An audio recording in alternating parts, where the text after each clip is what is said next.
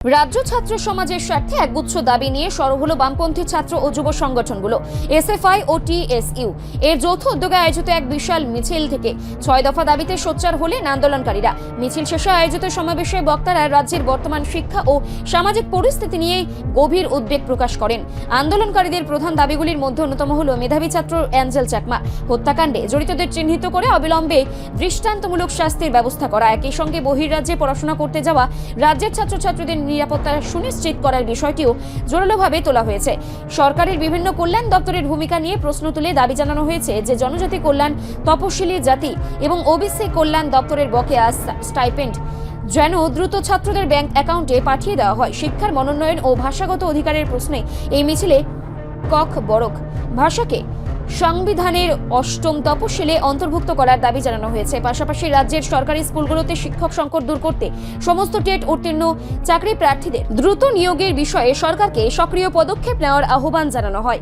এছাড়াও এডিসি শিক্ষা এলাকার শিক্ষা ব্যবস্থার বর্তমান পরিকাঠামো রক্ষা করে সেগুলোর প্রয়োজনীয় মনোন্নয়নের রাজ্য সরকার ও এডিসি প্রশাসনকে সমন্বিত উদ্যোগ নেওয়ার দাবি জানিয়েছেন এসএফআই ও টিএসইউ।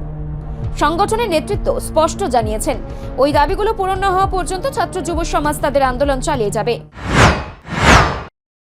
এসএফআই এবং টিএসইউ মূলত 6 দফা দাবিতে ছাত্র মিছিল করার সিদ্ধান্ত গ্রহণ করেছি এবং আজকে আমরা এখানে মিছিল করার যে পরিকল্পনা নিয়েছিলাম আমরা এই মিছিল আজকে করব। মূলত আজকের মিছিলের যে আমরা 6 দফা দাবিতে মিছিল করছি, এই দাবিগুলোর অন্যতম হচ্ছে অ্যাঞ্জেল চাকমা দেরাদুনে খুন হয়েছিল। এই অ্যাঞ্জেল চাকমার খুনিদের দৃষ্টান্তমূলক শাস্তি প্রদান করতে হবে। আমরা দেখছি অ্যাঞ্জেল চাকমার যারা খুনি তাদের ধরা হয়েছে, কিন্তু তাদের শাস্তি দেওয়ার ক্ষেত্রে বিভিন্ন রকমের তালবাহানা চলছে। সরকার, দেরাদুনের উত্তরাখণ্ড সরকার এবং পুলিশ প্রশাসন বিভিন্নভাবে খুনিদের আড়াল করার মধ্য দিয়ে যারা প্রকৃত খুনি তাদের আড়াল করার চেষ্টা করছে। আমরা এসএফআই টিএসইউ দাবি করছি অ্যাঞ্জেল চাকমার খুনিদের দৃষ্টান্তমূলক শাস্তি দিতে হবে। আমরা দাবি করছি যে বহিরাজ্যে যারা পাঠরত আমাদের ছাত্ররা আছে রাজ্যে, তাদের ব্যবস্থা করতে হবে এবং যারা বহিরাজ্যে পড়াশোনার জন্য যাচ্ছে তারা যাতে কোনো রকম হয়রানির শিকার না হয় তার জন্য রাজ্যের সরকার এবং প্রশাসনকে ব্যবস্থা গ্রহণ করতে হবে। আমরা দেখছি আমাদের রাজ্যের ছাত্ররা, বিশেষ করে ওবিসি, এসটি এবং এসসির যারা স্টাইপেন্ড প্রাপক ছাত্ররা আছে, তারা স্টাইপেন্ডের জন্য দিনের পর দিন দপ্তরে ধর্ণা দিতে হচ্ছে, তাদের স্টাইপেন্ডের জন্য আন্দোলন করতে হচ্ছে। বিগত দিনগুলোতে আমরা দেখতে পেতাম যে স্টাইপেন্ডের জন্য ছাত্রদের কোনো রকম আন্দোলন করতে হতো না, কিন্তু বর্তমান সরকার এখানে বিভিন্ন ধরনের খেলা মেলা করতে পারছে, কিন্তু ছাত্রদের স্টাইপেন্ড দিতে পারছে না। আমরা সরকার এবং এই দপ্তরগুলোর কাছে দাবি রাখবো অবিলম্বে, বিশেষ করে ওবিসি এবং এসটি যারা স্টাইপেন্ড পায়নি এখনও, তাদের স্টাইপেন্ডের ব্যবস্থা দ্রুত করতে হবে। কোনো রকম তালবাহানা আমরা মানব না। এরপর আমাদের আরেকটা অন্যতম দাবি হচ্ছে যারা টেট উত্তীর্ণ শিক্ষকরা আছে, তাদের যারা টেট উত্তীর্ণ হয়ে আছে কিন্তু সরকার নিয়োগ করতে তালবাহানা করছে, তাদের দ্রুত নিয়োগ করতে হবে। আমাদের রাজ্যের শিক্ষালয়গুলোতে শিক্ষক সংকটে ঢুকছে, বিভিন্ন বিদ্যালয়গুলোর শিক্ষক স্বল্পতা রয়েছে, ছাত্ররা শিক্ষকের জন্য বিভিন্ন সময় পদ অবরোধ করতে হচ্ছে, কিন্তু রাজ্যের সরকার এই দিকে কোনো রকম নজরপাত করছে না। আমরা তাই দাবি করব টেট উত্তীর্ণ যারা আছে তাদের দ্রুত নিয়োগ করবার জন্য।